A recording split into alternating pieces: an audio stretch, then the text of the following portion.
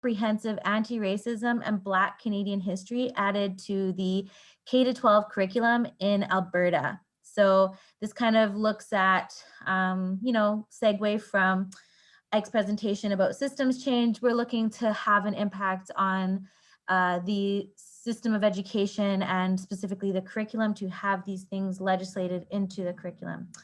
So who are we? So we are 3 CBE educated racialized Calgarians. So we, all 3 of us, myself, Nicole Dodd, Cindy Edebason, and Pam Zen, we all went from K to 12 through the Calgary Board of Education.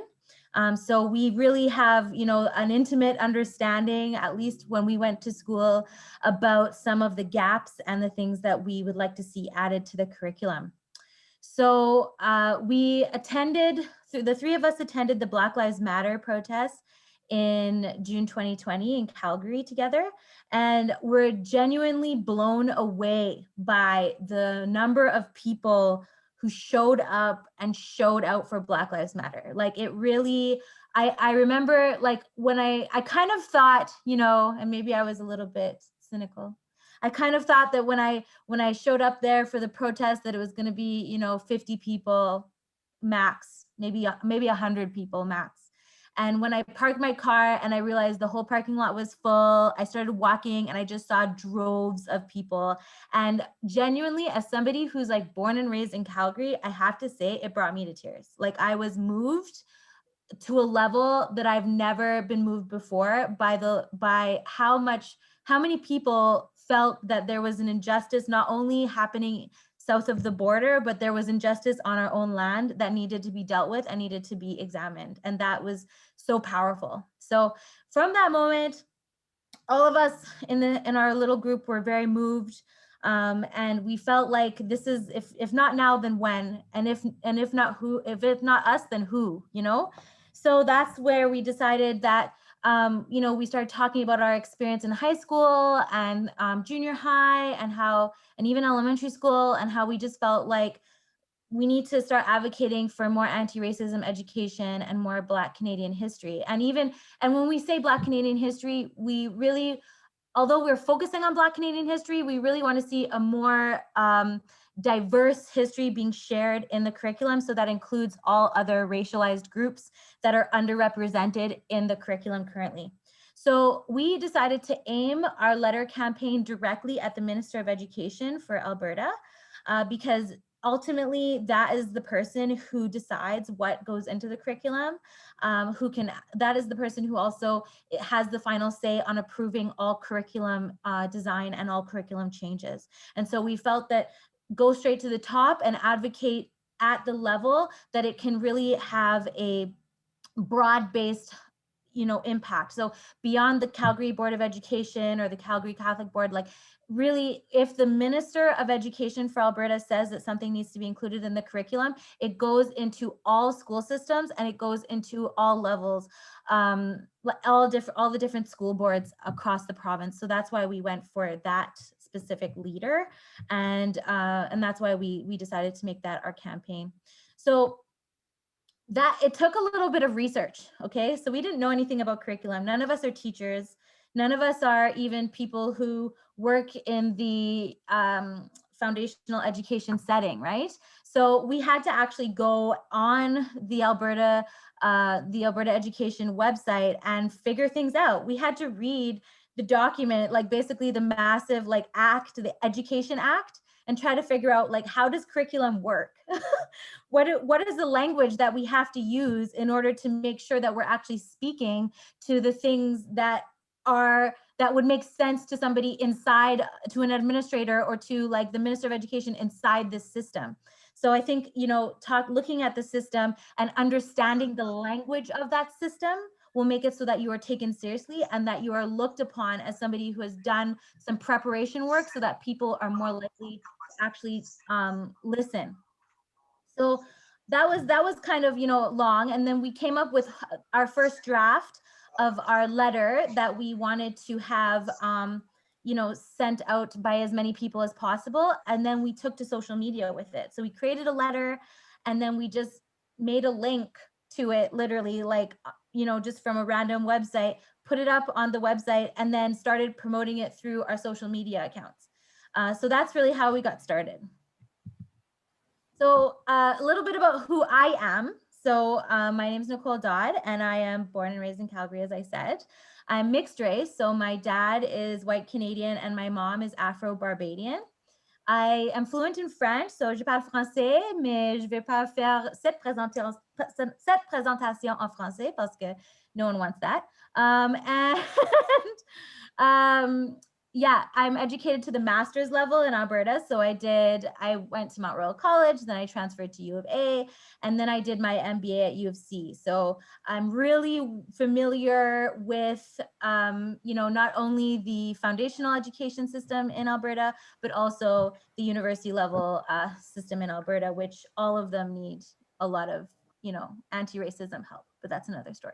So currently I work at Bow Valley College, and I oversee a program called Link Career Services that is actually a program targeted at newcomers to help them get their first job in Canada. So we do workshops, and then we also do one-on-one assistance, and then we help them get placed in a job, in their first job in Canada. So I would say that I'm passionate about social justice. I think I've always had kind of an interest in social justice, an interest in seeing more equality and equity in our systems. And, as a racialized female, I've experienced a lot of negativity from inequity and racism in our society. And so I just felt like I've always kind of been interested in these topics. So back to our why is this important? Like for our campaign, why does anti-racism matter? Why is it important to have this kind of representation in our curriculum? How does it change the system, right? So the first thing is that in order to create a more inclusive anti-racist society, it's important to start with education, and specifically foundational education. And the reason for that is that this is literally the only system of education that every single person in our society has to go through. So unlike post-secondary, unlike all the different ways in which people can seek knowledge, this one is legislated for everybody to go through. And that's why it creates a foundation for racialized people, and it creates a foundation for white people. And it's really like our framework that we work within that then informs how we behave in our jobs, how we behave in further education, right? All of this starts here. So that's why we targeted the K-12 curriculum. The next point is that white supremacy isn't the elephant in the room, it is the room. So when we look at white supremacy and the way that it functions, a lot of times, you listen to all of these different talks about racism and anti-racism, and, white people will say, or anybody, even racialized people will say like, white supremacy is the elephant in the room. No. White supremacy built the room. The room, like every system that we currently function within, was built on the constructs of white supremacy, was built on the idea that white people benefit from this system and that all other people are oppressed by this system. So that is the matrix that we're working in. And so when we are looking for ways to dismantle the white supremacy, we need to recognize what it is and what it's not. It's not something to be, dealt with on the side of our plate. It needs to be, everything we do needs to be targeted towards dismantling white supremacy. And that again goes back to my first point about starting with education. If you educate children to be anti-racist, you're creating a future society that is fundamentally anti-racist if you start with children. So the lack of anti-racism education for students and teachers, although we're focused on students, undermines racialized student success. So, I haven't read like all the different studies, but I know that the lack of understanding by other students, by white students and by white teachers, and even by other racialized peoples, like without having an understanding of how anti-racism really works and how important it is, you can genuinely stop people from being successful, because racism has a lot of negative impacts on people in their environment, such as anxiety, depression, lack of confidence, lack of ability to speak up for yourself. All of these things are taken away from you when you're experiencing racism on a day-to-day basis. So another point is that lack of representation of Black Canadians and other racialized Canadians actually breeds racism, stereotypes, biases, and lowered expectations. So I really want to focus on that lowered expectations piece, because essentially, if white people are only exposed to Black people through their successes in sports and music and, you know, kind of like this idea of fame, like celebrity fame, if that's the only place that you see success in Black people, then you will have lowered expectations for a Black person in general. You will think that Black people can only be successful in certain areas, and therefore you should not even try to include them in areas such as engineering, math, medicine, and like all of these different areas, right, where there are successful Black people, there are successful people of all races in these areas, but because they're not being shown to you, because they're not being like you're not being given that example, it can impact your approach. It can impact your perception that Black people even belong in those spaces. Or the other thing that can happen is that people can become surprised when they see a Black person in various spaces. So I'll give you an example. My husband is a physician, he's a doctor. And so in the hospital, oftentimes people think that he's a porter. So a porter is somebody who moves the bodies from one area of the hospital to another. And not to say that that's it's kind of, for him, it's frustrating, because he feels as though, why are you automatically assuming that I am not a physician? Why do I have to constantly remind everyone around me that I am a physician? It's because people are not familiar with seeing Black faces in those positions of power. The reason why they're not familiar with those things is because they weren't taught it in their school system. So directly related to how my husband gets treated at work is exactly why we need more representation in our school system, and why we need to have more Black success and racialized people's success being as prominent in our memory when we are learning our social studies and our sciences and all these different subjects, why we need to understand Black success in those spaces as well. So representation and history are power. That type of representation, seeing yourself in media, or not even in media, in the school system, is power. So when white, like, think about, you know, let's all put ourselves in the position, it's hard to picture, but imagine yourself as a white male, right? And you're going through your classes, and every time they talk about an inventor, every time they talk about somebody who did something for the first time, every time they talk about somebody who was a trailblazer and a leader, it's always a white male, and you are a white male. So all of a sudden you realize, hey, I could be a leader one day. I could be a trailblazer one day. I could be the first person to invent something one day. When you are not represented, when you do not see yourself reflected in the curriculum, when you do not see yourself as somebody who, you know, was a trailblazer, an inventor, the first person to do XYZ in their society, you do immediately, it is like your mind is not programmed to believe that you are capable of doing those things. Even if rationally you could say, I think I could be a trailblazer, if you've never seen an example, it's much harder to execute. Think about everything you've ever learned how to do. Think about riding a bike. How do you learn how to ride a bike? Somebody explains it to you, and then they usually show you how they do it, right? So if you've never been shown how somebody else got from point A to point B in their success, how can you then execute on your own success? And it's the same thing with these accomplishments, and that's why lack of representation of racialized people in our curriculum is such a big problem.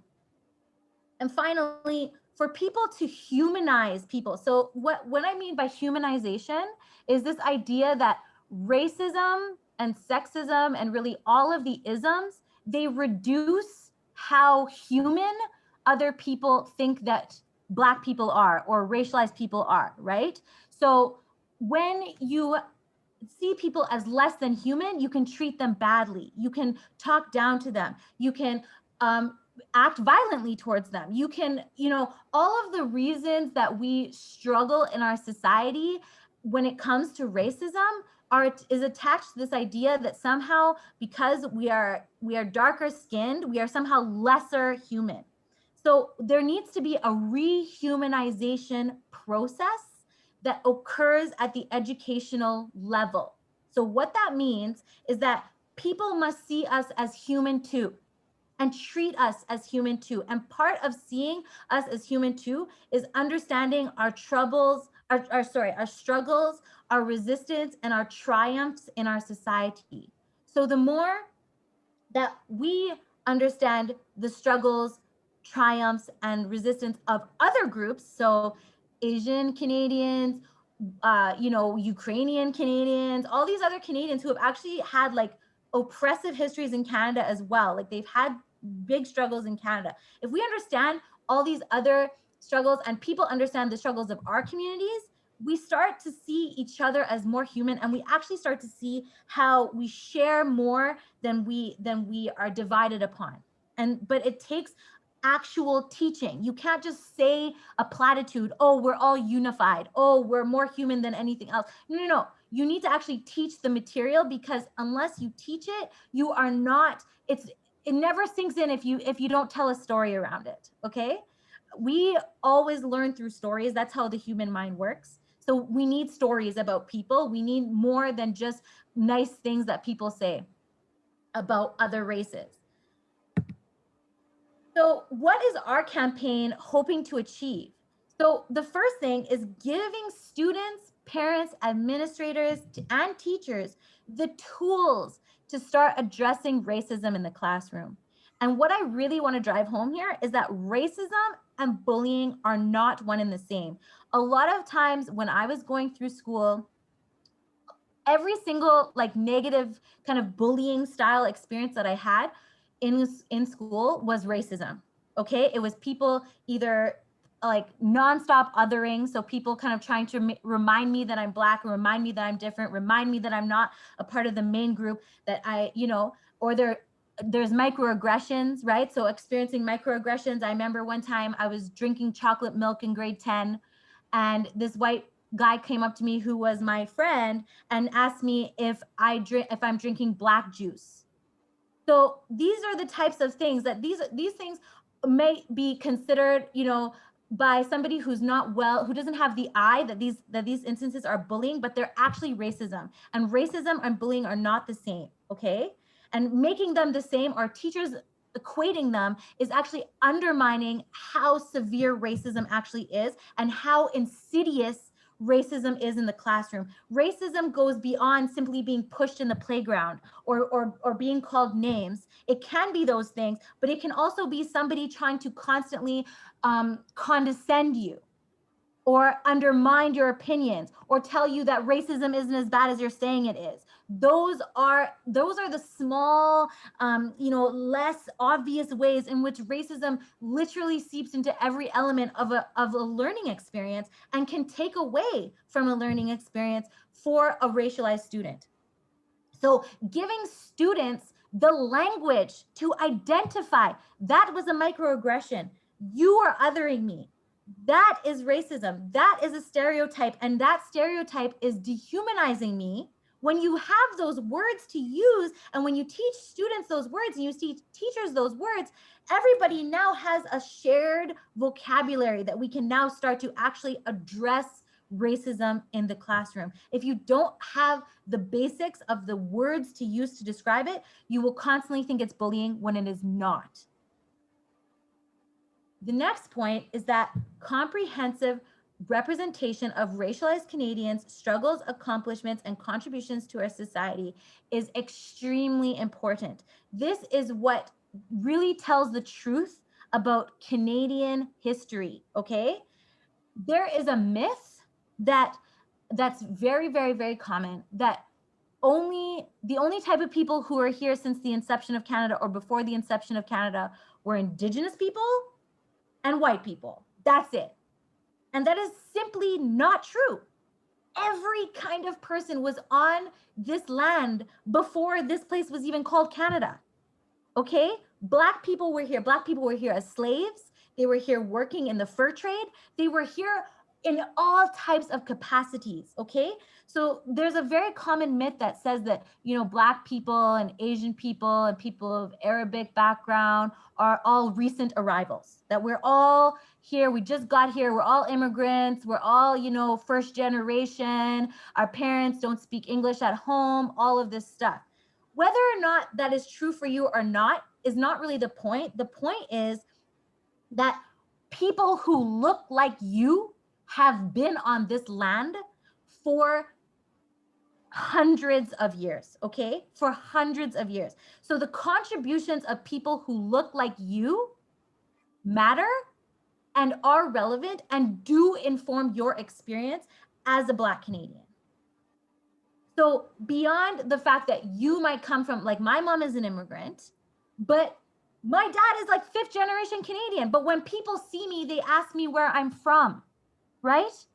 And so there's that element, there's that idea. When they ask you where you're from, it's because they believe that anybody who's darker skinned, who's racialized, is a recent arrival.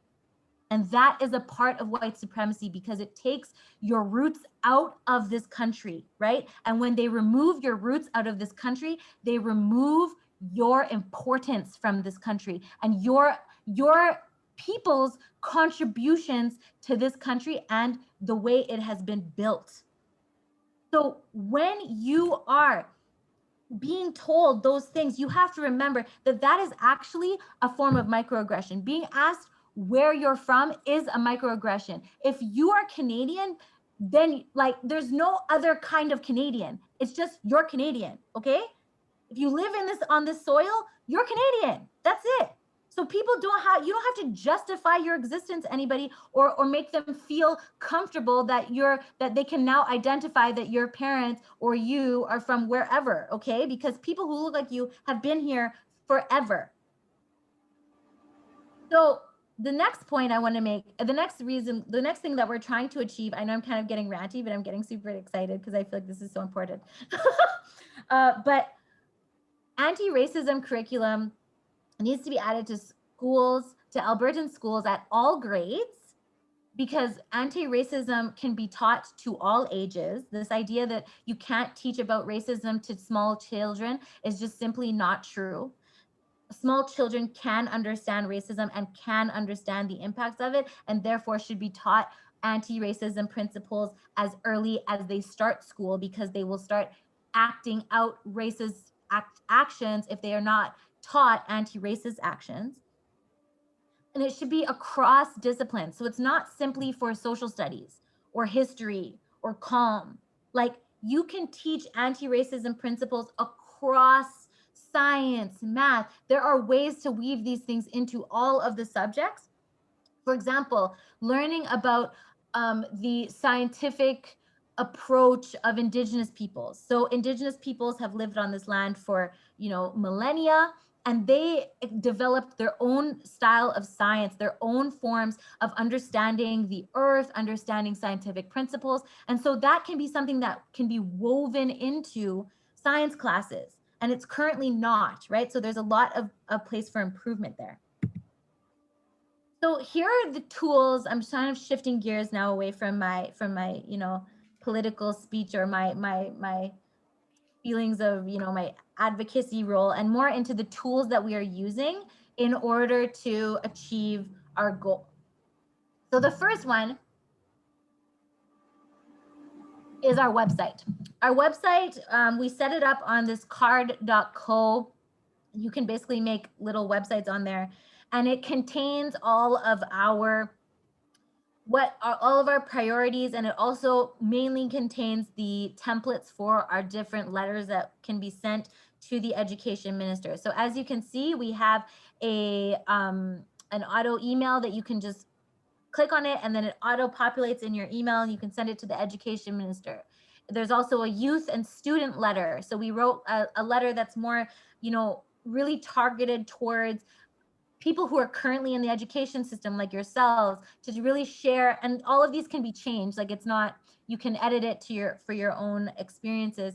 But basically it's a template to share, to be again sent to the education minister, to let the education minister know that this is a priority for current students, and more importantly for future voters, right? You guys are all in this room, you're future voters, your future Canadian voters. Even if you're under 18, one day you will be able to vote. And when that time comes, you vote in the interest of these types of principles, I would hope.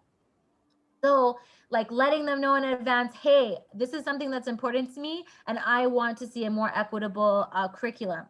And there's other templates on our website. So our website is pretty simple. It's super straightforward. We're actually working on a new website now that will hopefully be released very soon, where we will actually have more content on our website.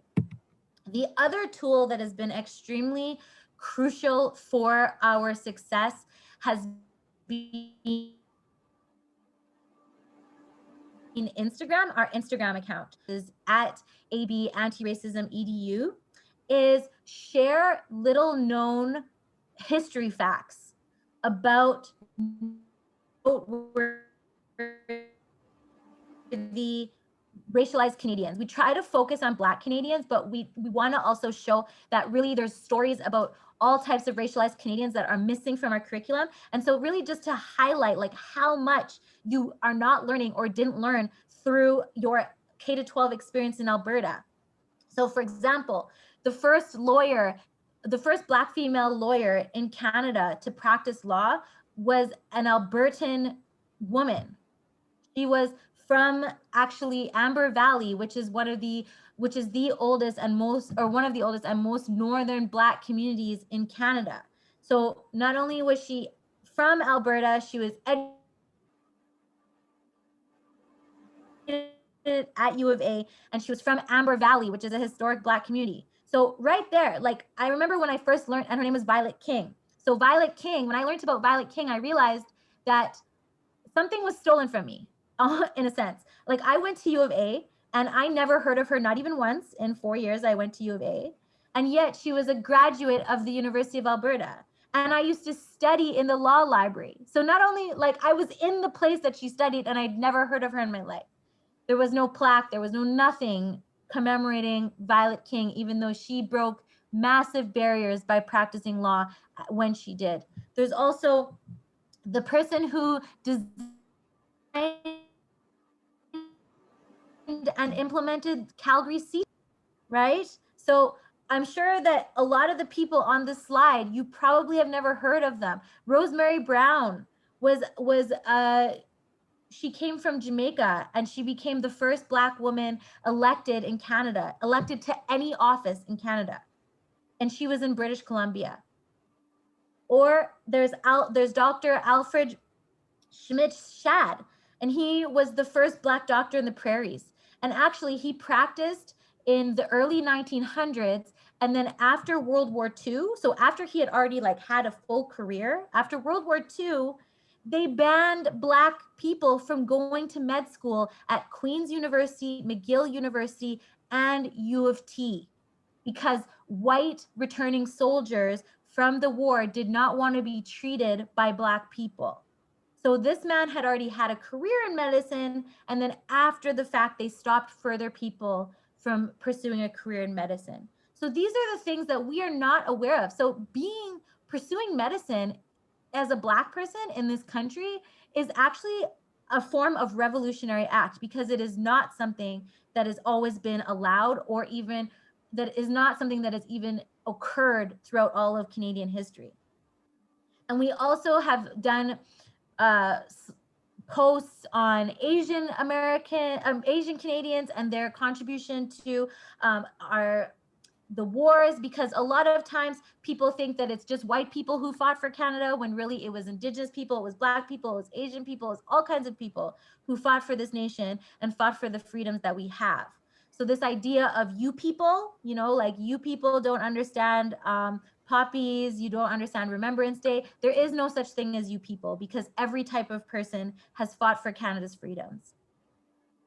So if you go to our Instagram page, you'll see all of these different posts. We have several, and it's also a place where you can find our templates and any of the information that we've posted on our website. So this is just a small like sliver of the amount of information that could be included in your curriculum that isn't. You know, this is really the tip of the iceberg. Everybody in our committee, like the three of us, we all work full time, and we do this because it's a labor of love and because we think it's an important thing to share with people how little they actually learned about racialized Canadians. The other thing that I'm very proud of when it comes to our Instagram is that we are Canadian focused, right? We're not going to be posting about everything that's happening in the States. I find in Canada, one of the reasons why we are so complacent about racism and white supremacy is because we think that we're doing better than the United States, right? We always think that, oh, okay, it's no big deal. We're not racist here. We actually are as racist as the United States. It's just everything happens on a smaller scale, and there's less people to, you know, really share about those experiences, and there's less like opportunities like these where people actually understand the history of Canada and how oppressive it has been, not only towards Indigenous peoples, but towards all peoples of color. So here are some of our successes. So we've been, so these are some pictures. I know they're kind of like not the greatest pictures, but our first success back in June was that CTV wrote an article about us where we were able to talk about our campaign. We also had an article, we participated in an article about anti-racism education on the Sprawl. We've been on a podcast called The Color Gap, which is an Albertan podcast talking about diversity and inclusion in the workplace. We've gone to legislature. So we've gone to the Alberta legislature because the education critic, Sarah Hoffman, actually presented our letters to in the legislature, so to all the government representatives, to demonstrate how much of a priority this is for Albertans. And so far, we've had over 450 letters sent to the Minister of Education. We've also had several meetings with varying levels of government. So we've met with each of our own representatives, so our own MLAs in our for our specific, like where we live in Calgary. We've met with all of those people. We've met with the education critics. So we've had a lot of meetings with government people about our campaign, sharing the message. And to be frank, all of the politicians we've met have all agreed that this is a very important priority and they want to see this happen. We have not been able to meet with the Minister of Education though. So we've tried multiple times, all types of different ways. You know, we've tried calling, emailing, getting other people to send letters on our behalf, and we still can't get in front of her. So that's still a challenge. And then we've collaborated with 2 teacher groups. So we collaborate with the Black Teachers Association of Alberta, which recently started. We also collaborate with an Indigenous education community. We participated in the public forum for addressing systemic racism at the City of Calgary, which I did as well, which is fantastic. And then we also participated in the NDP's anti-racism in education policy development event, where we actually gave feedback on the policy that the NDP wants to put forward. So we're very active and we're really pushing for this to be a reality. So this is my last slide, and I hope that hopefully people might have some questions afterwards, but this is what we've learned so far. So politicians work for you. And I know that sounds kind of cliche, but it is real.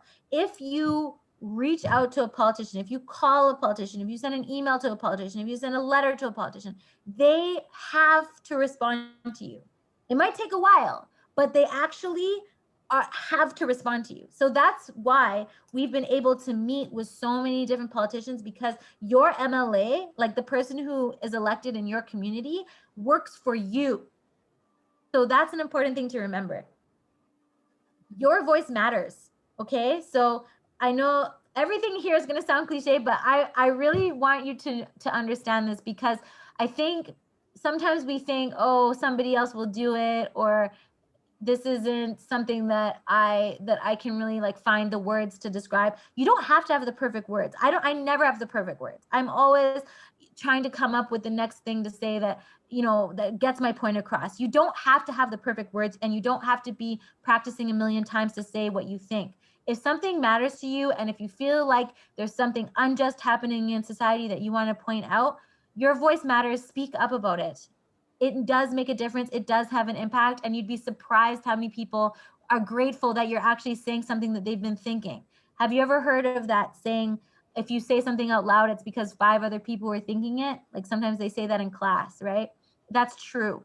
It's because 5 other people were thinking the exact same thing as you.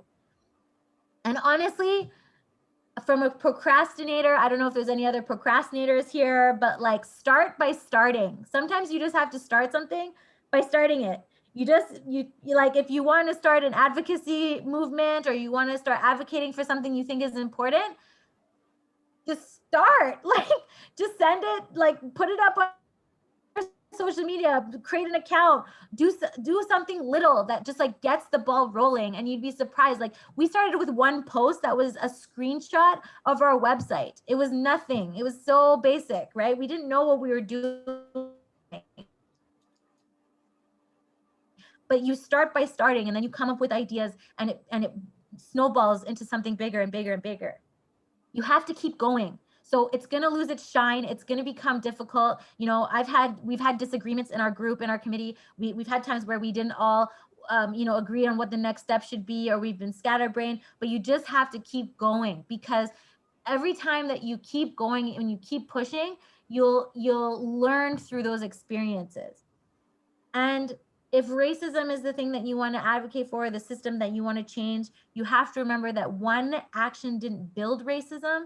And so one action won't dismantle it either. What we're working on is like a sliver of an area that needs to be focused on for anti-racism and for inclusion. There are so many other areas that need attention and that need somebody to shine a light on them. And maybe you're the person to shine that light. And so that's really all I have to say. Thank you. Right. Yeah, everybody clap for it. Thank you. That was great. Honestly, that was so much more than I expected there. Really good. So we'll just take a minute here just to get the audience involved. I know you guys have been listening for a while there. We'll do it just open style again. Whoever has questions, I'll give you space to go ahead and ask questions now, ask for clarification now, or comments now. If not, then I'll start picking people, and then we'll do the discussion that way. So if you feel like you got something to say, please. Yeah, Jemima, go ahead. First of all, I wanted to say that like that was amazing. Like I learned more in that than I have in school, to be honest. And like your passion is like admirable, if that makes sense. Like that was nice. But I wanted to know, you mentioned that you like were educated in CBE schools. So I wanted to know if your mission was specifically in only CBE schools, or if you were gonna go for Catholic schools, or like, because like I've went to a public French school, so you know it wasn't a part of the CBE thing. So I just want to know if you are either gonna just start with CBE first, or you're gonna try to cover every single school at once. Yeah, no, thank you for your question. We plan to, our goal for making the letter campaign towards the education minister is so that it does impact all schools, regardless of what school board they're in. So although I went to CBE, we definitely want it to be across all school boards. So all the school boards in Edmonton and Calgary and all over Alberta. So, but thank you for that.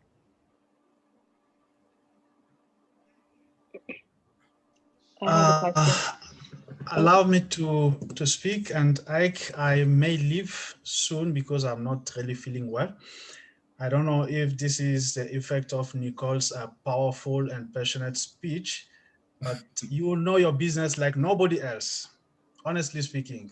Anyway, it's not your business, it is our business. And thanks a lot for this presentation. This was very good. We are very happy to have you here speak to us today. We heard about you last week that you were coming, and I had few questions. However, lucky enough, you are here today. Before I throw those questions at you, I would like to say that this is good because targeting the education system, it is the most strategic way to approach this topic. We've been fighting, screaming and striking, doing all kinds of activities against racism, but where are we? Where are we? How far have we gone? We need to change the strategy. We can't continue doing the same thing over and over again, expecting another result. When the result is not positive, what you're expecting, we need to change the strategy. And I really do agree with you. Targeting the education system, mostly the basic education to begin with, and moving forward will be the best way to successfully approach this. From the education viewpoint, education is defined, drawn from the Latino words, means drawn from two words, ex and ducere, which means pull out of ignorance. The role of education is to pull human being out of ignorance. And all what we are experiencing as racism from long time ago until today is the effect of ignorance. People who are acting that way on the other races are ignorant. Imagine during colonization, when the colonizers came to Africa, seeing my black skin like this, they say, no, you are not bathing, you are not clean. And they take you with a rock, scratching your body to make you clean like them. This is ignorance. Simple knowledge of color, that my 6 years old knows that we have different colors in the world. They did not know it, and therefore they need some basic education. Up to today, racism is still around us. We will uproot it only through education. And thanks a lot for foreseeing this, approaching it through education system. The second intervention is about, yes, Black people being recognized only through sports and entertainment. It is sad. It is very sad. I have a video that I need to look for it. I will send it to Ike if he doesn't mind. Maybe, unless we are done already with racism topic, if not, we can watch it. When there's this guy who was who was demonstrating the origin of science being Africa. And with proofs how many scientists we had, mathematicians, physicians, and so on. He even proved how much the table of Pythagoras that we learn in math was developed first in Africa by an African mathematician, and Pythagoras just came to develop it further. So it is a very big ignorance, giving us only the credit of being good or excellent in sport and entertainment. However, there are traces of Black people being excellent in so many other things, and that need to be revealed to people, generations to come after school education. That's what I can say in terms of comments. But question-wise, you said that white supremacy is not the elephant in the room. It is rather the room itself. Would you like to explain it in detail? Let me put all my questions, if you don't mind, then you answer to them, if you can write them down.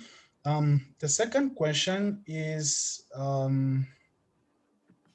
how far are you with the anti-racism curriculum? Are you already working on curriculum? Because yes, the time will come where this fight may gain the terrain, if I can say. And okay, here's the time now. What are we going to teach in class? We need to have something to present. Here is what we are thinking, even if not a full curriculum, at least the outline of a curriculum, what need to be taught. How far are you with?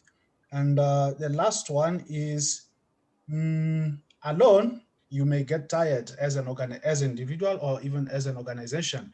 We need buy-in from different people to join, and from other organizations. What are the feedbacks that you are getting from individuals and organizations in fighting this battle? Thank you. So first of all, really great questions and comments. So I'll address the first question. So white supremacy isn't the elephant in the room, it is the room. So that really goes back to the foundation of Canada as a nation. So when you look at Canada being founded by like, you know, European settlers arriving and interacting with Indigenous peoples, and then the relationship going from initially where they met each other and they were treating each other as equals because they were both trade partners, to then the Canadian government basically becoming an oppressor of the Indigenous peoples and all the other peoples living here, like Black people, and those people then being subjects of the Queen. So that relationship moving from equals, right, trade partners, people who had goods and they were trading goods and they're trading furs and they're trading different resources, to then this relationship of oppressor and subject, that's where the white supremacy really took hold. So when they moved away from equals and moved into this idea that Indigenous people are living on Canadian land and not the other way around, right? That Canadians aren't living on Indigenous land, which is now what they're trying to reclaim and what they're trying to educate people with. When you move into that more oppressive, Indigenous people are living on Canadian land, then all of a sudden you have to start dehumanizing Indigenous people. So you have to make them seem less human. You have to make them seem like they're less of a person, so that you can start to oppress them more systematically. And they did this to Black people. They did this to Indigenous people. They did this to Asian people. When you see an Asian person as less than, you can move them wherever you want. You can make them build your railroad. You can make them die on the railroad. Like, all of these things have happened in Canada. And it's because they saw an Asian person, an Indigenous person, and a Black person as 50% human and not 100% human.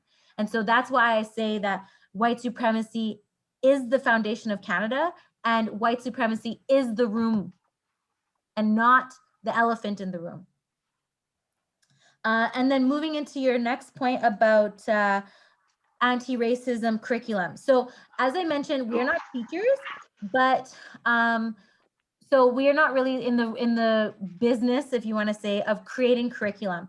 There are a lot of great organizations out there who are actually actively building this curriculum for that point, like you said, where, you know, once it's in legislature, they're ready, they're here, they have a box, they can give it to them and say, here, teach this, you know. But so what we do is more, and that's why we're staying in the area of advocacy. So we're more about creating that awareness, creating that understanding of the importance of it. And then we know that there are other organizations like the Canadian Mosaic Foundation that are actively creating that curriculum as we speak.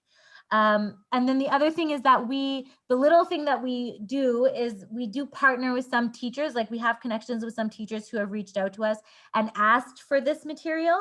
So like right now, I literally, after this meeting, I'm going to be creating content, just like a little resource. I can't create the lesson plan because I'm not a teacher, like I said, but I send like resources to teachers, and then they create lesson plans off of those resources, just on things like, how do you dismantle stereotypes? How do you deal with white privilege? How do you talk about white privilege? So these types of things. I guess the other point is that more and more, I think white people are understanding that racism is actually like a white people problem.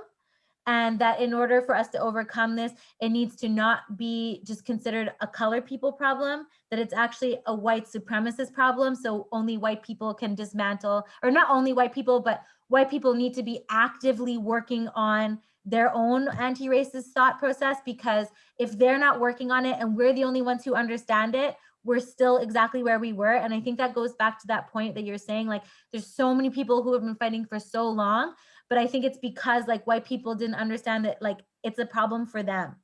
So they need to work on it. It's like how sexism is a problem for men, racism is a problem for white people. Okay. So it's the people who benefit from the racism have to deal with the racism. Okay. It doesn't work if we're the only ones thinking about it. They have to think about it too. And trust me, I'm very hard on my white family about this. And then the last thing that you said about buy-in, we 100%, I 100% agree with you. I think that this is not something that can be achieved on our own. And actually we stand on the shoulders of so many like people who have been trying to get anti-racism curriculum in the curriculum since the 90s. Okay, so for 30 years, people have been talking to the government, trying to get this in the curriculum, and it's still not there. So that is like, we understand that you need coalition and you need partners. And that's why we've tried to reach out to different organizations and work with them how we can. It's definitely a challenge and something that we have to continue to seek partnerships and seek collaborators, because it's been going on for so long, right? Wow, way to answer those questions. How much time do you have left, Nicole? Oh, I have time. I know Pamela had a question. Okay, no, it's good. Yeah, so Pam had a question, then we'll go to Papa Daniel. Bienvenue. Donc, on va prendre ta question après que Pamela parle là. And then, Lavi, yeah, you're right. We're going to talk more about, we're just getting started on the anti-racism work. So we were doing the community capacity, cultural capacity building first. This is the program we're in, but it's great that we're kind of broaching this subject in this way, in an organic, natural kind of way. And yeah, like I have the book here, like the Black Athena book. You're talking about like the Pythagoras theory, all these theories that stemmed from Africa that we don't get any kind of credit for. Yeah, so any of the youth there who are interested in this kind of knowledge, the book, one of the first scholars who brought that out, I stole this from my dad. So if like you guys can't have my dad, but it's a hotly contested topic about our contribution to the sciences and the sources of that. It was a white guy who wrote Black Athena. His name is Martin Barnell. Debated, but if you guys want to look into that or look it up on YouTube, it's definitely cool. So we'll go to Pamela and then Daniel. Any other people with questions? I know Nicole said like 20 minutes initially, and we're taking a lot of her time here. So okay, I got so into it. I'm super excited to be here. Okay, good stuff. All right, so Pam, you are up next. Could you talk a little bit more about the Black Teachers Association of Canada? Because I had never heard of that before.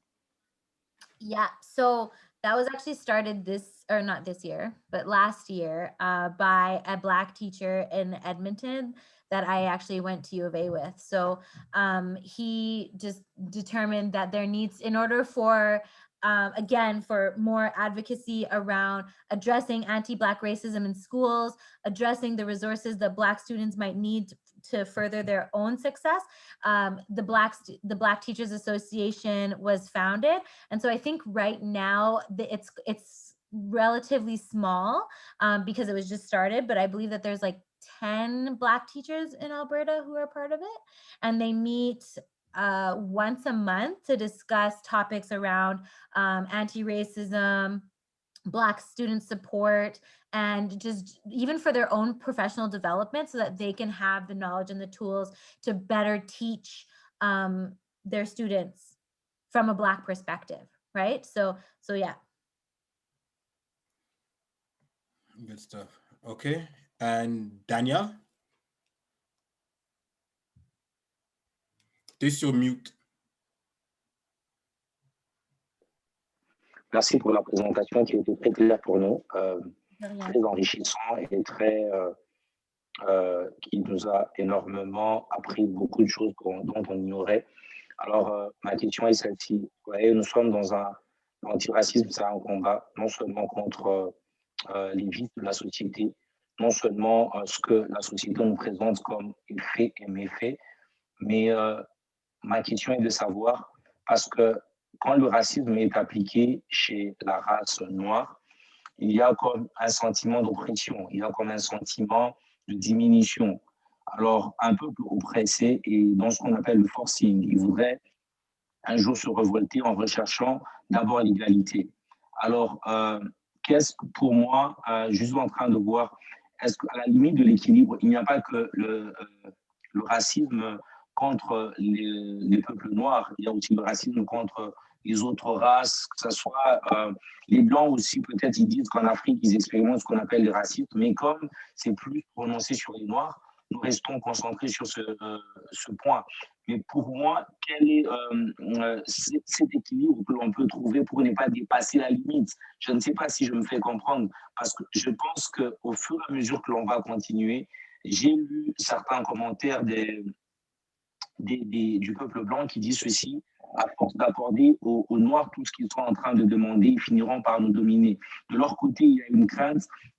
Et il y a une crainte de leur côté, disant, à force de réclamer, à force de l'égalité, ils se disent qu'il y aura un temps où le peuple noir va les monter sur la tête parce que, selon eux, ils voudraient qu'il y ait toujours ce déséquilibre. Alors pour moi aussi, la plupart des gens avec lesquels j'ai discuté sur le racisme, c'est comme une plaie qui est en train, qui est infectée et qui fait très mal. Quand on touche ce point-là, surtout dans notre communauté, tu sens qu'il y a certaines personnes qui sont en colère et même qui ont développé une certaine haine par rapport à l'autre race, vu les mal qu'ils ont infligés aux Noirs pendant des années. Maintenant, tu sens qu'il y a comme un sentiment de vengeance pour dire le jour où nous serons, le jour où on va se retrouver aussi, on va faire ceci.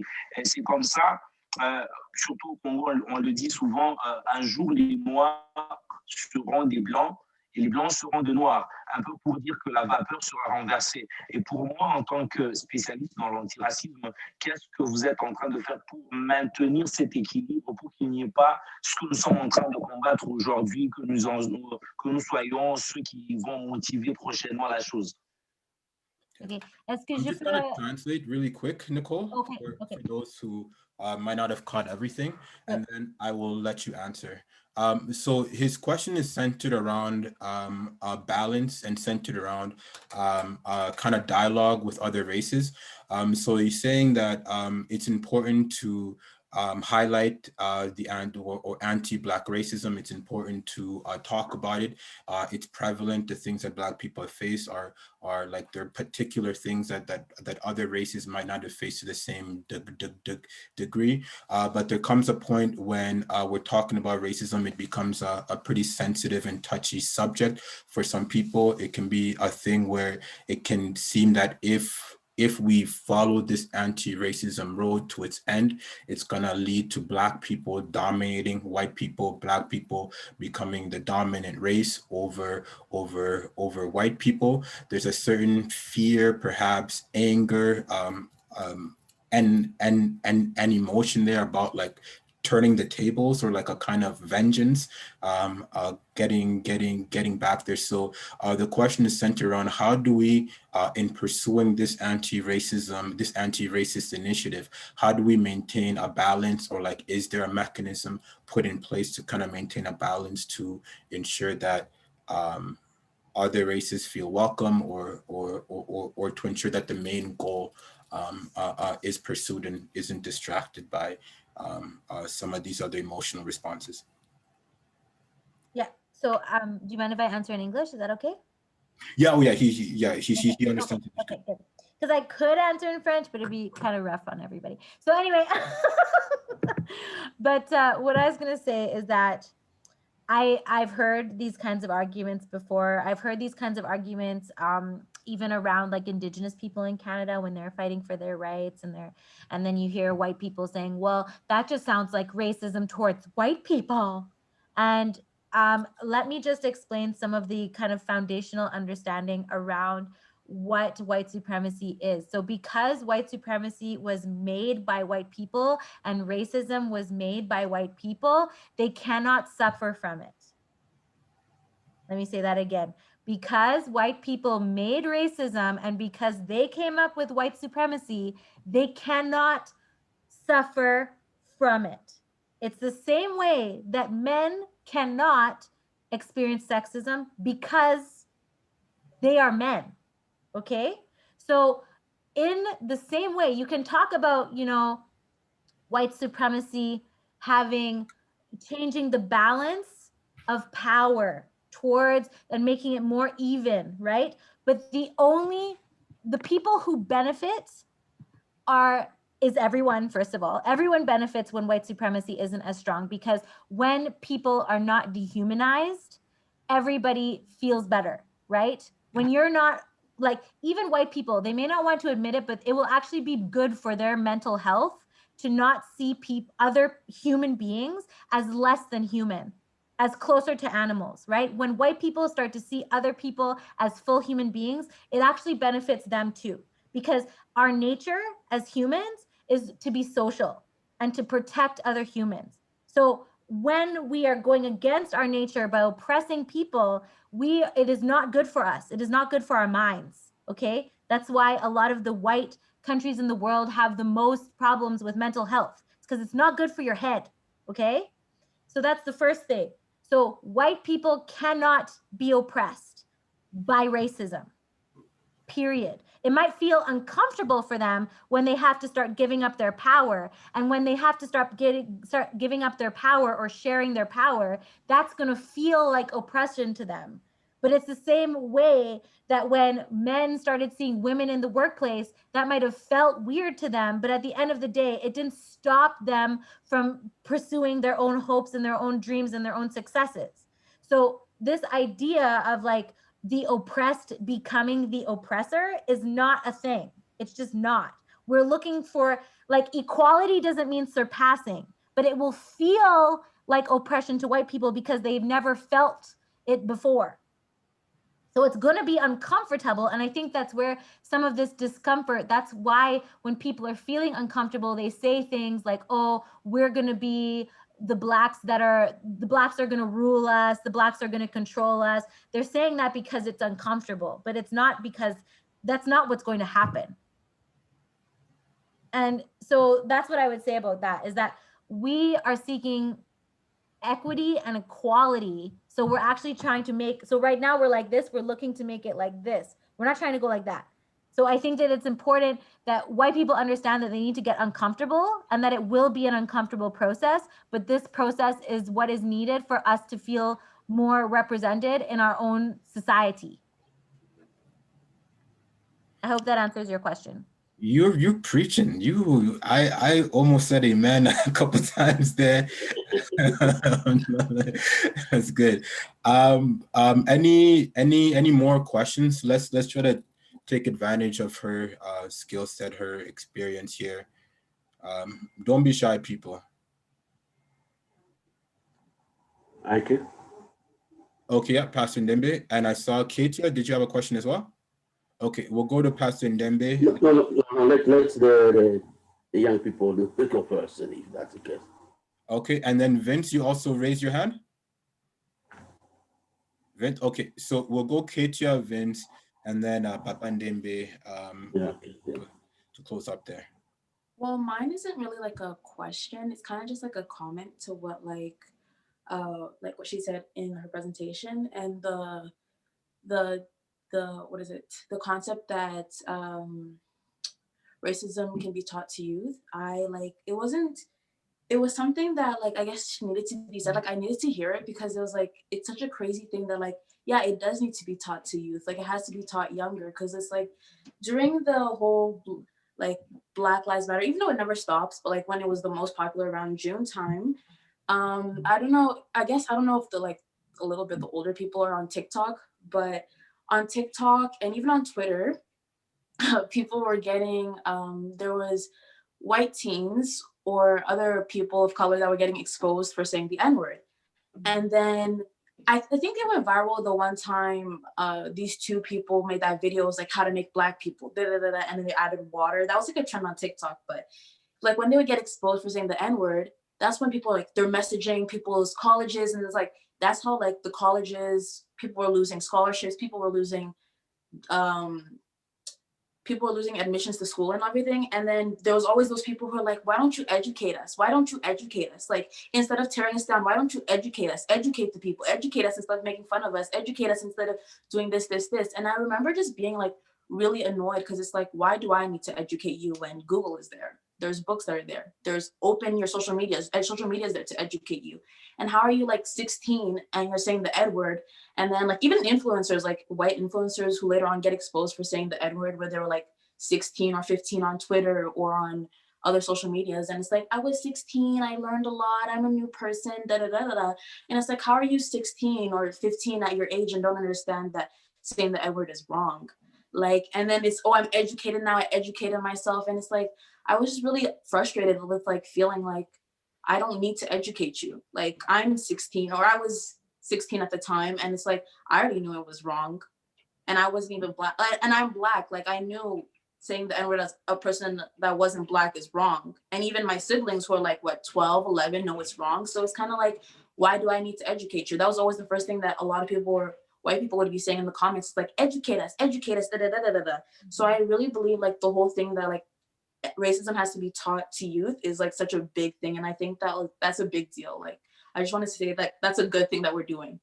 And there's really like, they've done studies, and children as young as 2 and 3 are starting to understand the difference, the different treatment of the different races and what it means to be darker skinned and how that's less desirable. So that's exactly why race needs to be talked about as early as possible. And even why like children's books need to feature racialized, like Black characters, Indian characters, Asian characters. Like I remember I saw an article, and it was saying in children's books, the most featured people are white people. Then the next featured beings are animals, and then it's racialized people. So it's actually white people, animals are the next exposure of most kids, and then people of darker skin. So imagine as a kid how you're going to rank the like interest of people, or your interest in people. It's going to be towards like animals before it's toward people of other colors, right? So that is a huge problem. And I agree with you. I think that, as kids age, and as especially if they're going to have a social media presence, like, you need to educate yourself on what you're saying, and you need to take interest on the lived experiences of others. And if you're going to be an influencer and you're trying to influence others, but you don't understand those other people's experiences, why are you an influencer then? So that to me is like, immediately, you don't have any excuses. If you don't care about the people that you're influencing, then you shouldn't be an influencer. Sure. Good responses there. Can I just say something to piggyback off that? Because just on the same subject. Oh, yeah. So I truly believe that, because my boss, she's fully white, has white kids, white husband, everything. She has a 6-year-old son who was in school. And the fact that she was always so open about like Black people and justice and stuff, she's been doing that with her kids from time. Like, to the point where this little boy of hers, 6 years old, saw what happened at the Capitol. And like, she said that he came to her and said, Mom, I think that if it was Black people who did that, they would not get treated the way that they got treated. He already like figured that out in his mind. Like, all of us, we know that. Us Black people know that we've been shot dead if we were trying to storm the Capitol. But her 6-year-old son, just from being taught the injustices and stuff from his mother, was able to process that and say to her, I don't think that would have been the same. The outcome would have been the same if it was Black people who were storming the Capitol. So it totally can be taught, because this 6-year-old boy has been hearing this all his life, and she's been teaching him about this, so he knows. So you can't say that little kids can't learn about racism or about injustice. He's 6 years old. And to me, it's like, that kind of goes back, I'm sure many of you have seen those memes, but it's like, it's a privilege to learn about racism and not experience it. Because I know by the time I was 6 years old, I had already experienced racism. So if I'm experiencing racism as a tender child and having to deal with the assaults of racism on my self-esteem and who I am as a person, then I think that a white child can spend some time learning about it in school. Exactly. No, that's good. Good response. All right, Vince.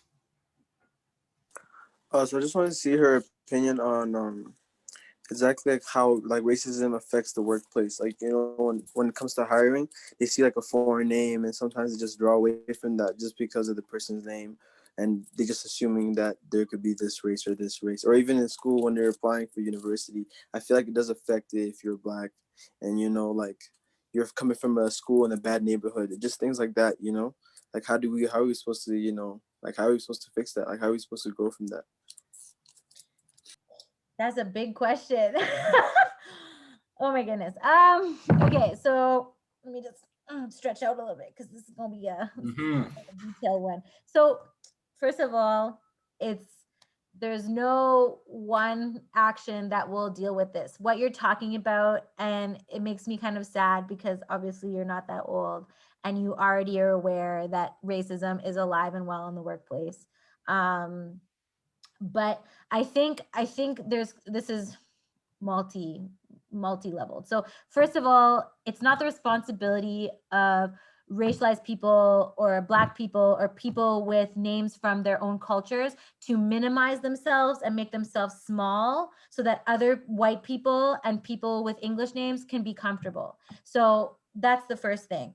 Your name has meaning. Your parents picked your name because it has meaning, it's cultural, it's special, it is important, it represents where you come from, it represents your roots, it's powerful.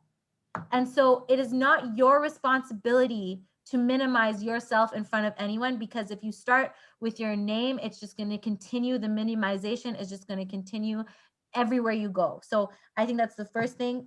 It's for us, our responsibility is to be proud of ourselves. That's our responsibility. Okay. So that's what we can do to stand up for our names and our backgrounds and who we are. On the part of employers, racism does happen in the workplace. It is a massive part of the way that people move through their career.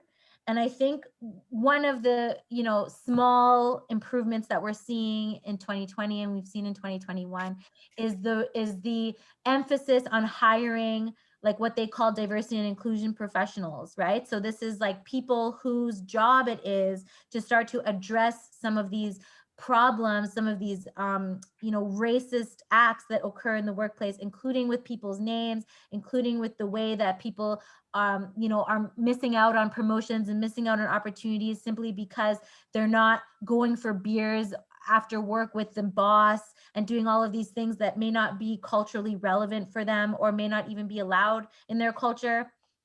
So that's the first thing. I think diversity and inclusion professionals is one element of like a glimmer of hope, if you want to say, in this racism in the workplace. I think one of the things that is important this is so hard because it's like you don't want to put all the emphasis on Black workers and on people of color to always be doing the work and always be educating everyone and always be the person to point things out, because that's exhausting. And I know even in my own work experience, there's been times where people have said racist things to me, to my face, or they've said them around me, and it just wasn't my day. I couldn't handle it. I couldn't take it on. You can't always be that person, and that's okay too. You have to respect your mental health, right? That being said, I think that if it's going to eat away at you, you do need to say something. So I think that's the first thing. If somebody says something racist to you at work and you feel like it's really bothering you and it's really getting at you, then like it's important to say something, because it shows that person where the boundary is. But beyond that, it's also the organization's responsibility to teach anti-racism to employees and have employees understand the concepts of microaggressions, othering, condescending people of color, assuming that people of color like don't understand what's going on, all of these things that really do undermine your success in the workplace. So there's really like, I don't have an easy answer for this, but I do believe that one thing that I think more workplaces need to do is bystander intervention training. So bystander intervention training is actually a principle that was first started around like people like who are partying and drunk, and then like let's say that you see a guy like taking advantage of a girl that's drunk, then like a bystander can intervene and like try to help that person, help that girl, right? But it has spread now more broadly to like racism in the workplace. So how can like if a white person is saying something that's problematic or racist, how can another white person have the bystander training so they can say, hey, that's inappropriate, or hey, that's not the thing that you're supposed to say to a Black person, or hey, I really don't think that's funny what you just said. A lot of times racism in the workplace comes through in jokes. So instead of it always being the colored person that has to carry the entire burden of addressing racism in the workplace, bystander intervention training can actually teach other people that everybody is responsible for racism in the workplace. Everybody is accountable to having an anti-racist workplace. And it's not just colored people. It has to be everybody. It has to be white people too, or else it won't work. So that's a long answer. And I don't like, honestly, there is no answer to your question because this is still very much a work in progress. A lot of things, you know, people want to fight because they don't want quotas for Black people. They don't want quotas. They don't want this. So it's a fight. It's a battle. It's not ending anytime soon. Oh, that's good still. I think your answer spurred another question from Jamima. Before we go to Jamima, I know Raisa, I haven't called on you the whole day today, so you can't say I pick on you. So Raisa, if you have a question, Benita as well, Laurent, Jolie, Cristiano, Junior, you just chilling. Are you texting someone, or you look like you're the coolest dude ever, just there with your thing. It's all good. So and anyways, you we're gonna be wrapping up shortly here. So everyone else who haven't spoken, if you think of a common question as Jamima's talking, you can use the hand raise function on here. Like there's a little hand raise function on Zoom. I can come to you and then we can do things later. So it looks like Raisa raised her hand. We'll go Jamima, then Raisa afterwards. So you talking about like racism in the workplace and stuff like that kind of made me feel normal because for a long while, like during the protests in June and stuff like that, when it really spurred up, well, now I'm like the only Black girl at my workplace. Everybody else quit. So during that time, like there was two specific people, my manager and one of the key holders, and I don't like my manager. She's just, anyways, and just every single day they were talking about it and like asking me questions. Like I would come into work and they'd be like, so how do you feel about what's going on right now? And just like, so what have you like, just I was always put on the spot about the protest. And like, first of all, everything happening at that time was already exhausting, you know, like going on social media and seeing this person got killed today because they opened their car door and this happened, you know, all of that was already exhausting. And then you come into a white workplace and just bombarding you with questions. It's like, listen, I don't feel like talking about this with you, you know, or like one of my the key holders, she out of nowhere comes up to me and she's like, so I had a very heated conversation at dinner about how my dad is racist and how he needs to understand this, that. I'm like, God, good for you. Like, good job for teaching your family that, but I don't care, you know, like, and they would just like try to prove that like they're with me. And it's for a while, like, I don't know why, it was just annoying, but I was also like, why are you getting annoyed? Like, at least they're aware of what's going on. But at the same time, I was just like, congrats, but like I really don't care. And then just like every day being put on the spot, being put on the spot with that, it was too much. And just now I'm kind of realizing that like my emotions at the time were normal and I wasn't being extra or, you know, or I wasn't being like careless or whatever. And that it was tiring, you know, being a Black person and being a part of this community that's like being affected by all of this. And then just people are out here trying to be like, oh, like I understand everything that's going on, I'm not a racist, don't worry. Like, yeah, that's all. I like this really, you know, girl, I 100% know what you're feeling. I remember, I mean, before when we were actually going to the office, whenever I used to like literally whenever a Black person in the States was unfairly killed by the police, I used to like not want to go to work the next day because it's so stressful because you get to work and like everybody is just like giving you puppy eyes, like giving you sad face. And you're like, and they're like, oh, you know, are you okay? blah, blah, and like it's just like you're making it worse. Like, actually, I'm not okay, and like what you're doing right now is like not helping. And then it's just like, and then people would be like, you know, like, oh, I just can't imagine what you must be feeling right now. Oh, and it, like, to me, it's like, I know that their intentions are good, but it actually makes you feel worse. And it just makes you have to focus on it even more when you know it's already something that's like eating away at you. And so, and honestly, in those settings, I think that's exactly why every single workplace needs some kind of awareness training, or, and training's not even enough. It's about living these values, but actually being taught like how to handle something that happens traumatic that's in the news that everybody's talking about in the workplace, because it's even harder on Black people's mental health, and it does make you feel stressed out. And like, you are not alone. Like, I'm just telling you, when that happens at work, we are all, it is happening. It doesn't even matter. Like, you know, working at the college, like people who are literally, their whole day is spent like helping people who are Black and from other cultures, and they still act like that, you know? So there's really, it doesn't matter the kind of workplace you're in, it's going to be happening regardless. And it just takes time. And in the meantime, it is so hard. Like, I know there's days where, though, on those days, like the day after something horrible happens in the media, it's like, I just want to close my door and wait for the end of the day. It's too much. So I understand you.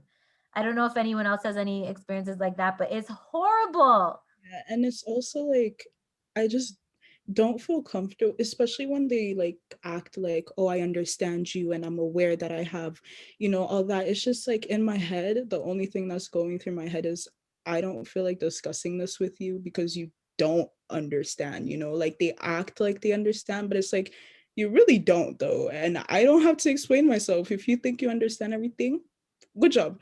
But I don't feel like discussing this, like these things with you. Or like, they'd see like a white woman come in with braids and they'd be like, so what do you think about that? I'm like, I don't care. Leave me alone.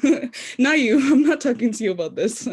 Bye. And like, maybe one way is you could just remind them that you're not the spokesperson for all Black people, you know, because that's so common in the workplace, that people, that is a form of aggression in the workplace towards Black people, is that they expect you to speak on behalf of the entire race of, you know, people that make up 1/4 of the global population. They want you to speak on behalf of all those people. It doesn't make sense. So, you know, just letting them know, hey, like, I don't speak on behalf of every Black person. So I don't know. I don't have an opinion on that, you know, move on. Like, don't feel pressure to answer them, because like, just, if you're not feeling it, just don't let them pressure you into answering them, honestly. And I know that's hard and it might seem like you're being mean, but actually creating boundaries, healthy boundaries. I think from there, a word of wisdom, what you can do is to throw back the question to the person. And say, what do you think of it? And they tell me, what do you think about it? Yeah. So throw back the question to the person. Yeah. So then you see what. So then, and then it takes you to you are equal. Then he thinks that, oh, you are thinking, and then tell me what you think about it. Mm-hmm. Sure. It ends there.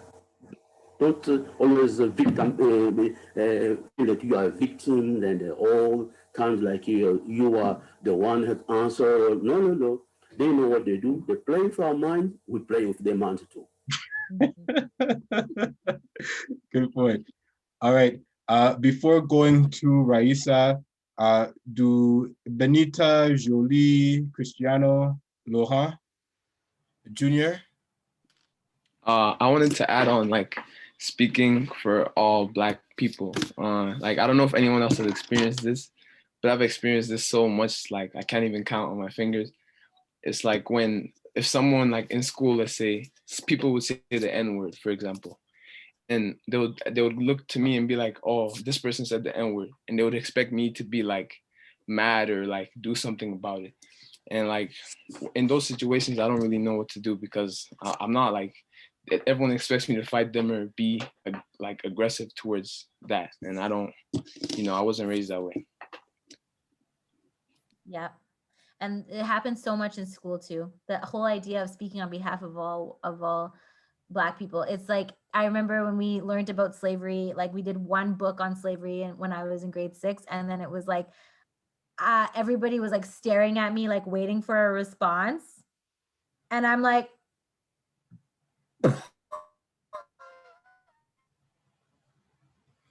I don't like whatever you guys are talking, like, you know, I probably have the same response as you. Like, I don't have any extra things to say about this. Like, and I totally understand how you feel. Like that is so much pressure, and it's so unfair to be expected to speak on behalf of an entire people. And I think, you know, again, I like this idea of kind of turning it back on them. Like, so what do you think about all the, like, every white person's actions ever in the history of the world? Like, you know what I mean? It's kind of that same thing. Like, give me your opinion on all of the everything white people have ever done. You know, oh, you don't have one? Okay, then we're the same. Like, honestly, because what, like, it's too much. Or just saying, like, I don't speak on behalf of everybody, and right now I don't have an opinion on that. So period. Move on. Good stuff. All right, Mama Raisa. Yeah, I like how Nicole in her speech or lecture, I don't know what to call it, but she mentioned something about if you're not learning about like Black inventories and all that, then you're not going to see yourself as creating something maybe in the future. I think she said something like that. But as a white person, Telma, sorry, Telma, you hear so much about like white inventory. This person has done that. This person has did that. And literally 2020 literally opened my eyes on the internet, learning about what Black people have done as a woman and as Black men too. And I'm really shocked on what you said, on what you showed us about the people that have invented stuff here in Alberta. And I'm just surprised. I never knew about I never knew about this. If it wasn't for you, then honestly I would have not known anything. And during the Black Lives Matter period, I remember my mom and sitting down my sisters. I mean, she sat down my sisters and she was like giving them advices, tell them how white people don't like us at school. If you see someone do this, say this to you, you gotta do this, you gotta do that. And it's just so sad. Like, how come we have gone to this point where we have to teach our children on how to act if this happens, if this white person says this to you? It's just not fair, you know? Yeah, I'm just like, wow. Yeah, that's my comment on that. Yeah.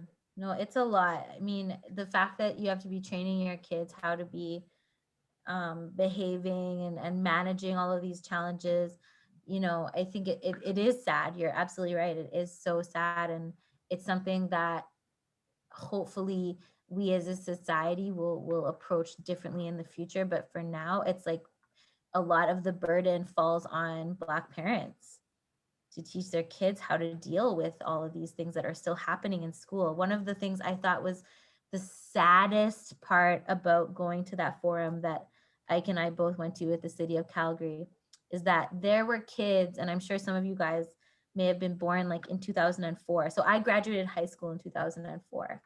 And there were kids who were presenting at that forum who were born in 2004 and talking about experiencing the same types of racism that I experienced in high school.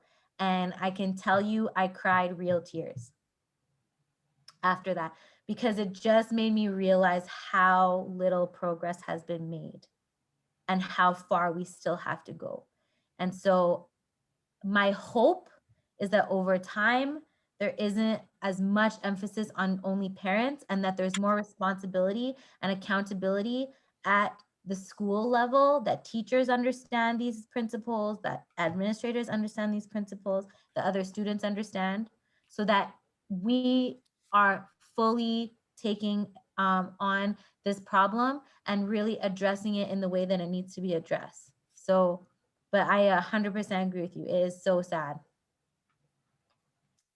Wow, that's good.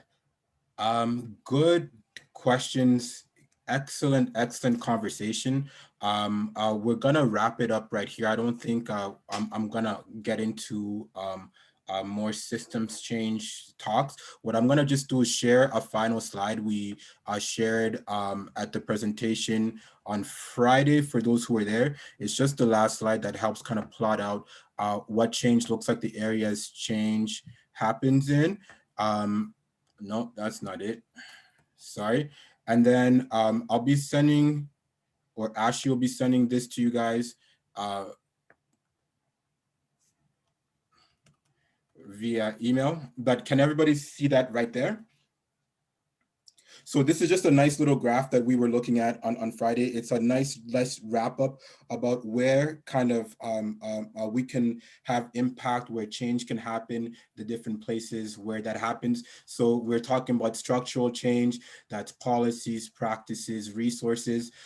There's a level deeper than that, that's looking at somewhere the power dynamics and relationship connections, and then the level even deeper than that, that transformative change is changing people's mental models. So this whole discussion today, we didn't need to overtly go through this kind of map or grid, but we did end up touching on each one of these kind of points here, especially changing the or addressing the kind of mental changes that need to occur for real transformative change to kind of happen. So when we come back on, I won't be here Friday.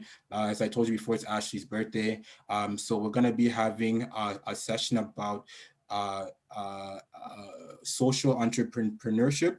And then when we come back on Friday, we'll touch a little bit more about change leadership. We'll wrap up some of the buzzwords around it so that you guys feel empowered to go teach it and talk to other people about it, hopefully. So keep this in mind as we move forward there. And overall, great session. Thank you guys. It's always really good when you don't need to follow a schema. I don't know what that is, in like a scheme. It can just happen naturally. So I see a message here from Jolie. You got to head out right away here. So we all, if you're already gone, she's already gone. All right. It's all good. But for everybody else, any final words? Anybody want to thank Nicole one final time? You guys were awesome too, by the way. You guys were like an amazing, great crowd, great questions. So we're gonna wrap it up there. Anybody want to say last thank yous, last something? Thank you, Nicole. Thanks, Nicole. Thanks a lot, Nicole. Thank you. Nicole. Thank you, Nicole. Thank you. Thank you. There you go. That's showing our spirit and who we are. Awesome, guys. Great session. We'll catch you guys Friday.